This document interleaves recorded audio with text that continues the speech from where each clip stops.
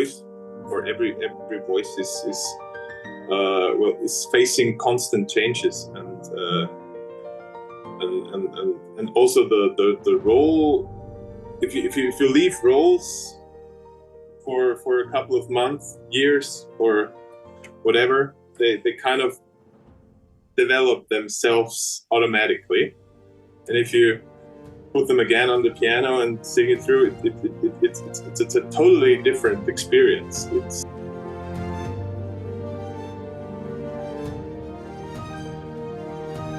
It's so great to talk to you. I love your voice. I love this deep, powerful voice. Thank you very much. Yeah. Tell me, Christoph, were you interested in singing already as a child? Yes, very much so. Well, I started singing very, well, not in a classical way, but with my grandmother. We're from an old school book of hers. And when I was, I don't know, probably 6 or 7 years old, we sang a lot together in the afternoons, because we spent the afternoons together. And my grandmother already back then kind of thought that I was able to keep the pitch properly and had a nice voice. Really? So without me ever listening to an opera before, I said, okay, then the only solution for me is to become an opera singer. Really? But when you were young, did you have a very high voice then? Yes, I was singing soprano repertoire. After that, like with 11 or 12 years, Really? I had my first vocal lessons in the local music school. And back then I was singing things like Lascia ch'io pianga from Handel and things like that. Amazing. And then, but okay, so you knew you wanted to become an opera singer.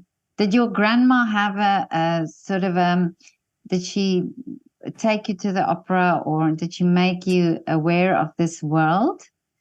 Not at all. In my family, there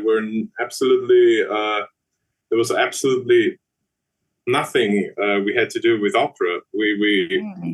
My family was more interested in theater, so we went a lot to see shows in the theater. I grew up 1.5 hours from Vienna, so we went to see shows at Burgtheater, Volkstheater, but we literally never went to opera until I started singing in the local music school. And then my interest in opera grew, and I always wanted to. Well, on our trips to Vienna, I always wanted to add an opera then, and so I started to see all the repertoire, and during my studies in Vienna, I was buying a lot of tickets, a lot of tickets for the standing area at the Vienna State Opera, and well, I haven't counted how many operas now I saw in total, but I spent my entire studies in the standing area of the Vienna State Opera. But now, as a child, what was it about the opera that specifically intrigued you? Because opera is not really something that children are very interested in, you know? And so there must be something about the opera that made you go back, or made you want to hear it and see it. Well, as I said, we went to theater a lot, but when I heard opera the first time, this combination of music and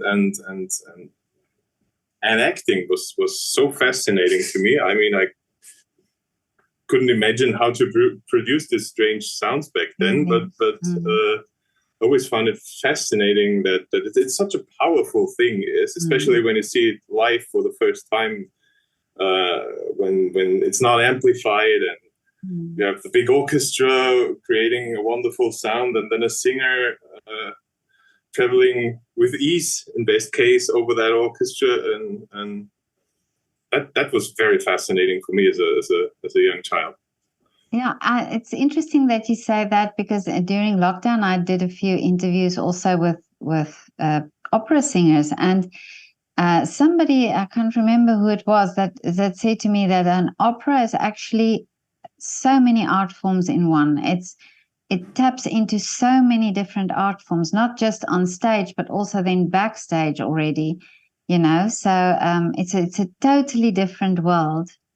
I agree, and there are so many similarities on the one hand, but on the other hand, it's so much it's so much more effort, or so much variety you have to face during your studies or during your development, and but now when you started, so you sang, and then at what age did you realize that you have such a beautiful deep voice? Well, the deep voice, that's a thing which comes with age. I would say I also made my entrance exam at the university as a baritone. Oh, okay. Bass baritone. So those weren't really developed back then, but already my first singing teacher at the music school, she already said, yeah, when you can sing the soprano repertoire so easily, it can be very likely that you will become a bass one day. Really? And I always had that in my mind, and yeah, I actually always would have preferred being a bass over being a baritone. So I'm quite happy with that development. But where did that come from? This theory that if you can sing the soprano, because that's high notes. So how do they get you there down in the bass?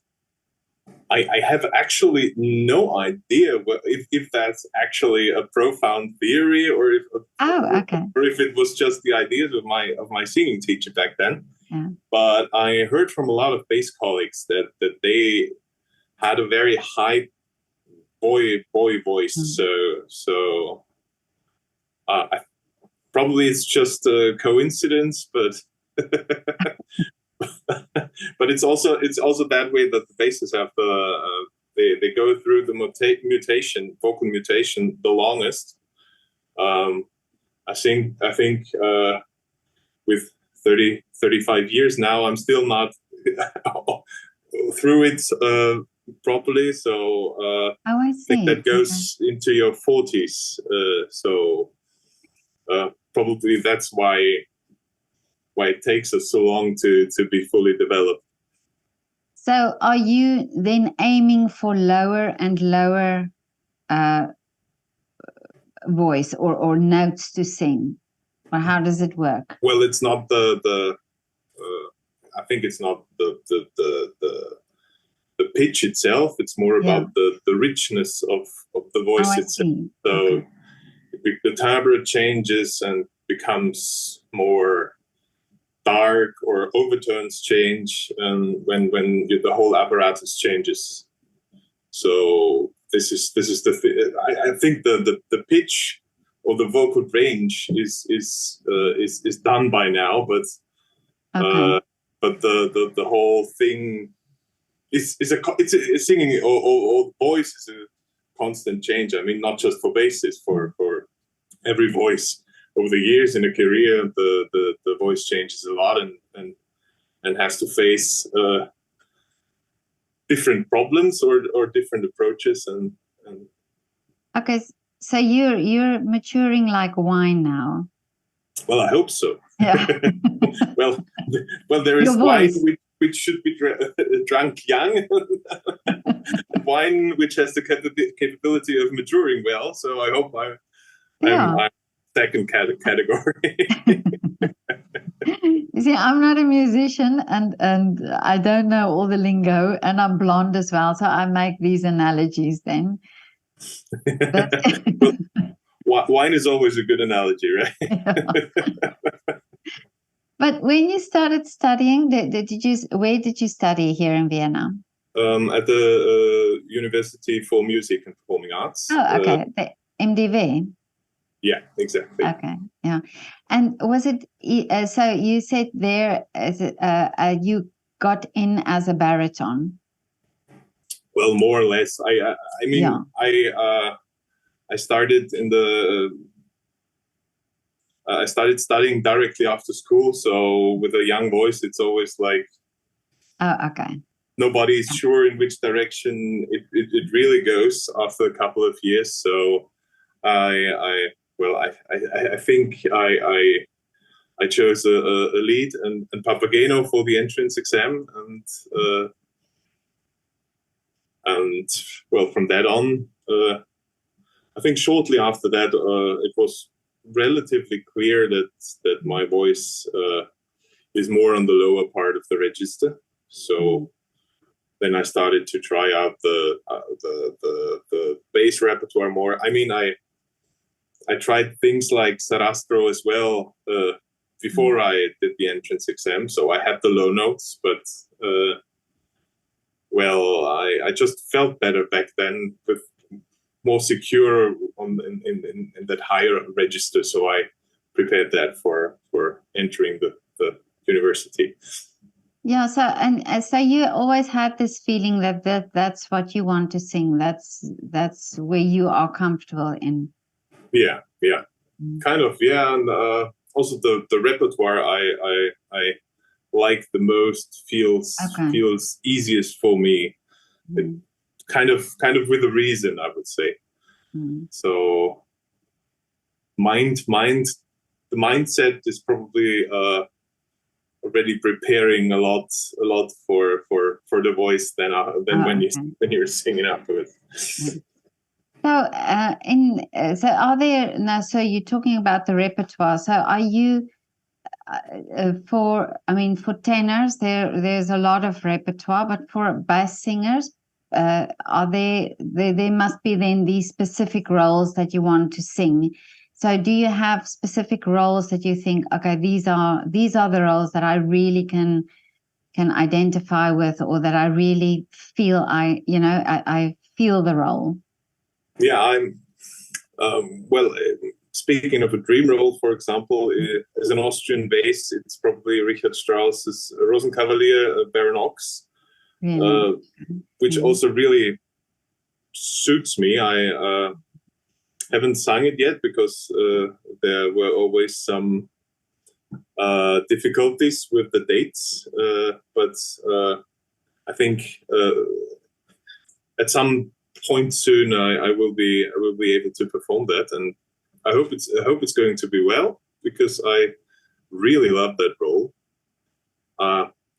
Last season in Essen, I performed the role of Graf Wagner in Arabella, which is a similar type of character, but the role is way shorter, so it's probably a good order to sing that first and then to look at other Strauss repertoire now. But as we can't choose the order we want to perform our roles all the time, I probably would take it as soon as possible. The opportunity. But from when you started singing, or when you graduated, or because it's also a process, and when you sing roles, the same roles, say in a few years' time, can you see the difference in how you sing it, or do you approach it in a different way? Absolutely. As I mentioned, the voice, or every voice is facing constant changes, and also the role. If you leave roles for a couple of months, years, or whatever, they kind of develop themselves automatically, and if you put them again on the piano and sing it through, it's a totally different experience. It's the one role I mentioned before, Graf Wagner. I didn't sing it for a year and then performed it again, and it was such a different. It felt such a big difference. It felt much more natural. It's always with the first times. It's everything is new. You have the conductor having certain ideas. You have the director having certain ideas. You have certain ideas, and well, if you perform a role for the first time, it's not always easy to getting all these musical and scenic ideas to bring them. It's difficult to bring them together at the first instance. So it's probably very good to leave something, well, just a little bit, yeah, for a couple of years. But you mentioned now about the conductor and the producer or the director, and how much influence does the people you are, or the other artists you work with, how much does that influence how you sing the role? Do you or does it have an influence for you? Absolutely. I mean, talking with conductors about the music, rehearsing the music, gives you different ideas, different perspectives. If I have my own perspective and I come to rehearsal and then I face other perspectives on that role, of course that changes my performance as well, musically as scenically as well. And I have to say very much also the different interpretations of various operas. The first one you do with one role influences you probably the most, because you will always have a hinge of that interpretation, of that scenic interpretation in your other performances in other productions, and that's a very big influence, of course. Yeah, because I presume initially you work on your own. You study the role on your own, and then you get together with people, and then so you have this idea first when you work on it alone, and then when you get with people, so that changes a little bit then. Yeah, absolutely. Mm-hmm. And how much does the theater where you sing, how much does that influence you? Because there's also these that you hear people have these goals to sing in a specific theater, you know? For me, it's not a specific theater, but I would say the acoustics change a lot for you, because there are houses with great acoustics for the audience, but you don't hear a thing of yourself, what you're doing, so you have to sing very technically. Or other houses where the acoustic for you sounds great, and then the audience is really an experience which is probably not as well as it is for you. So you always have to think of projecting the same sound under in every environment. So if it's now Köln or Munich, it doesn't really make a difference for me as a performer, I would say. Of course, it's nice and prestigious if you sing at Vienna State Opera, for example, but for me as a performer, it shouldn't be any different to perform there. So, but you are freelance. No, I'm now with Opera Köln, Opera Köln, in the ensemble. It's my second season, starts in fall. I came there from Essen, and well, I thought of being a freelancer slightly before the pandemic, but then I luckily choose to join an ensemble. So that was probably at that point a very, very, very good decision without knowing consequences. Because many colleagues weren't as lucky in that, especially the freelance opera singers or artists in general. They had really tough years. Yeah. Now, I remember also talking to people who just went freelance just before the pandemic and then were stuck in that situation. But so, would you say this is obviously because of the pandemic? But in other sense, do you find you get more experience like that, being involved? Being so contracted to a theater as a young opera singer. It's a question of security, I would say, on the one hand, financial security, and on the other hand, also the amount of work. You would work, especially in the beginning of a freelance career. You look from job to job, and you probably have to work more in an ensemble, and I think it's very important, as it is also a very physical art, singing. It's very important to create the stamina necessary for bigger repertoire, for more dramatic repertoire, for longer repertoire, and therefore a couple of years in an ensemble don't hurt. I believe it's a very, very important thing with what we have in the German-speaking area. In Italy or elsewhere, you don't have these possibilities, and I think if it's possible, we should definitely use them as well, for future development. Yeah. Well, you're mentioning now that that the stamina and the voice and everything, and somebody also mentioned to me that sometimes when you are thrown into roles that you're really not ready for, that can also damage your voice. I would say so. Singing the right repertoire at the right time is something which is very important. So, of course, this is the disadvantage of being in an ensemble. If you have people in charge who are not as familiar with your voice as you, or who just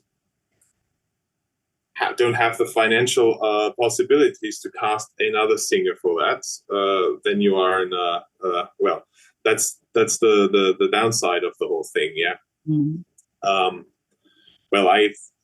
For my part, I believe I was always very lucky with the people in charge and the roles I got. So Now answering your question, I didn't think about that earlier when I answered the question in the first place, but of course it can be disadvantage. But now, also your career is it spans over a long time, so you train and you keep studying roles and you're always learning. But it's not a quick career. It's not a career where today you study and then in 3 years you sing this amazing role. Yeah. So how do you keep motivated? Ooh, that's a good question. I mean, I'm not always motivated, I have to admit. Really? Okay. It comes in waves. Great that you admit it.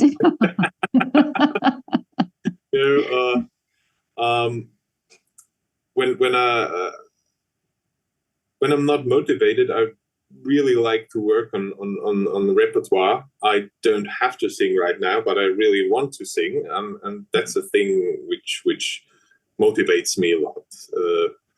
Like giving myself in a time of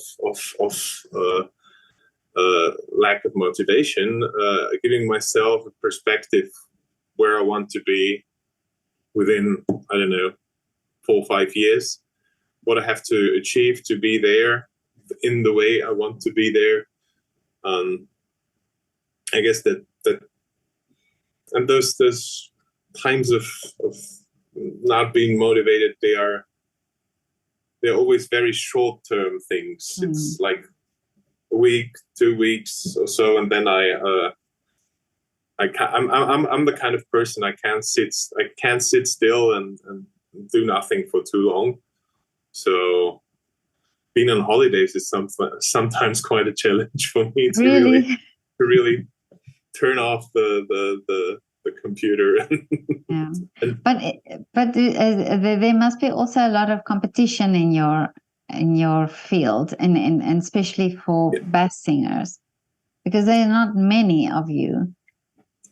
Well, actually, that's a very positive thing, that we aren't as many as lyric sopranos, for example. Mm-hmm. So if you are good, you make your way, I believe. I'm very optimistic that this is true. So while when you are a soprano, for example, a lyric soprano, you will face a ton of other challenges I could never think of. So the aspect of luck is way bigger with sopranos than with basses. I mean, of course, I had the luck to be at the right place at the right time sometimes, or I met the right people. But it's just one aspect. I think the amount of good singing pace is so small compared to sopranos that you will be heard at some point and then you have to use your chance if the ears are there. But you said now that the right people came on your path, and this is also something that I hear a lot, where people said it was either the teacher or it's somebody when they started studying, or somebody heard them, or somebody gave them this opportunity. So is that also what you believe in, that you find these people, or that you connect with people that sort of helps you and on your way?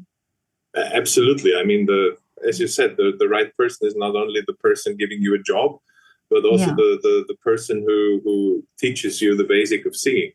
Mm-hmm. So meeting the right teacher at the right time as well is something incredibly important, because if you are not a good singer and you get the opportunity to be heard and you don't use it, or you are not capable of using it, then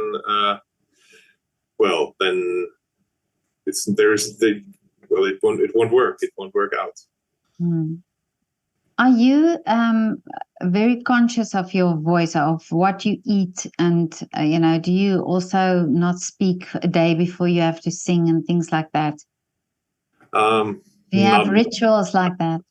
I mean, I do care what I eat direct on the day of the performance, because I can't eat too heavy. Mm. But besides that, I am I try to enjoy my life too much, probably. I love good food, a good glass of wine, and things like that. So I don't want to make everything about singing in that case as well. Oh, okay. So it's not you don't you think the voice is not too fragile that you can't do certain things? I don't think so. No. I can only speak for myself, but I guess my voice is relatively robust. Oh, okay. The Austrian countryside that made that. Yeah, it could be. Yeah, the cold winters. But Christoph, tell me now. You said talked about in 5 years' time or so. What is the wish for you for the future? What is the dream? Well, I entered now 1.5 years ago the whole the romantic German romantic repertoire, like Richard Wagner and Richard Strauss, and in 5 years' time I want to sing a lot of these roles, many more of them. I really feel comfortable. I made my debut as Daland last year, and both Fafners in the ring cycle, and I really enjoy singing that, and at least my opinion is that it really suits me well. So I want to sing a lot more of that repertoire, like Gurnemans and Tristan, the King Marke. So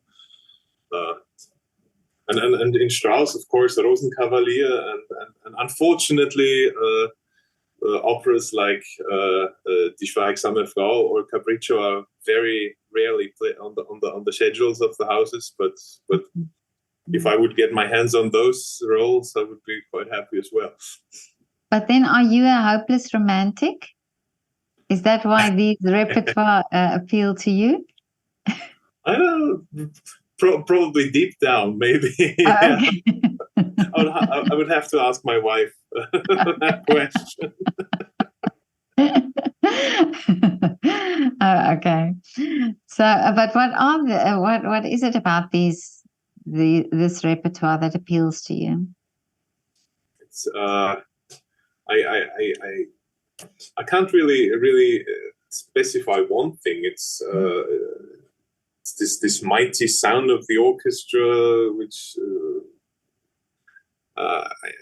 and it was also a thing which came relatively early in my childhood. I think my first Wagner recording I got my hands on was Flying Dutchman, and I listened to that recording over and over again because I find it so fascinating. It's also the story in that one. It's almost like a fairy tale, and for a 12-year-old or so, that was perfect. I mean, yeah.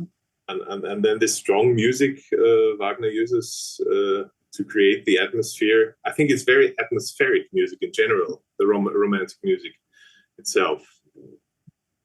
And also compared to other epochs of the music history. But it's really something you feel comfortable with. I feel very comfortable with that, and I love it very passionately. Mm. Well, Christoph, it was so great to talk to you. I hope I can hear you sing one day here in Vienna. I hope so too, yeah. Yeah, it's because you've really got such an amazing voice. And I wish that you get all the repertoire, that you can sing all the repertoire that you wish for. And yeah, have a lovely afternoon. Thank you. I wish you the same. And well, greetings from Croatia. I'm already with my parents-in-law in my holidays. So really? I try not to practice too much. Do you practice usually over the holidays? Yes, I haven't started not practicing yet, but I will start at some point for a week or so. Okay. Well, I'm sure they will enjoy your practicing. I hope so. Thank you very much. Okay, Christoph, send greetings to your family. Bye. Thank you. Thank you. Bye.